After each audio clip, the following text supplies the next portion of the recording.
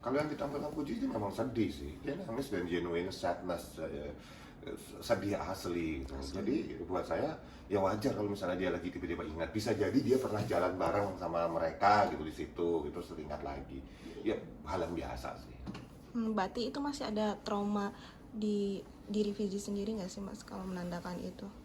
Ingatan pada seseorang, eh, kita ingat pada seseorang sudah nggak ada, terus kita sedih, itu bukan nggak ada hubungannya sama sekali dengan trauma. Jangan sedikit-sedikit mental mental Benar. health, sedikit-sedikit healing. Kalau nggak ngerti ilmunya, itu istilahnya nih buat semuanya, kamu itu jangan asal ngomong gitu loh. Mental health lah, illness, mental illness, trauma. Kalau orang ingat pada orang yang dia cintai yang sudah berpulang duluan, ya sah-sah saja dong sedih. Kayak misalnya ibu saya udah nggak ada, terus tiba-tiba saya ingat ibu saya ingat di sini waktu itu waktu kecil pernah diajakin main, terus saya nangis lagi gitu. Even seorang laki-laki gitu, ya sah-sah saja. Itu menandakan bahwa saya benar mencintai ibu saya.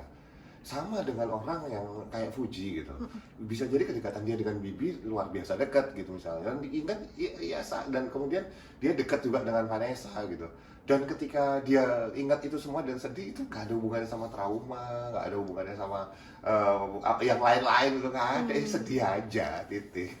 Oh gitu. Berarti kalau misal hari berpulangnya bertepatan dengan hari ulang tahunnya waktu itu Mas, itu juga membangkitkan memori itu lagi nggak sih Mas gitu? Segala sesuatu yang kemudian bisa mengingatkan pada sosok mereka, apakah hari meninggal, apakah hari ulang tahun, apakah kemudian wajah yang mirip, apakah kemudian pernah ke sebuah tempat yang pernah didatangi juga, atau misalnya tiba-tiba dengar lagu yang biasa didengerin, itu semua kalau kita bicara pendekatan psikologis itu namanya anchor.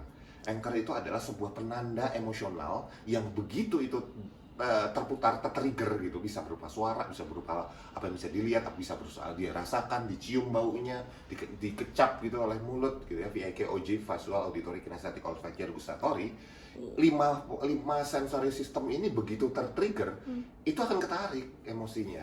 Nggak harus itu berupa trauma, apakah ada mental health issues segala macam. Oh come on, ya, kalau semua di label seperti itu, ya semua influencer tuh habis semua mental health issue semua tuh mereka gitu.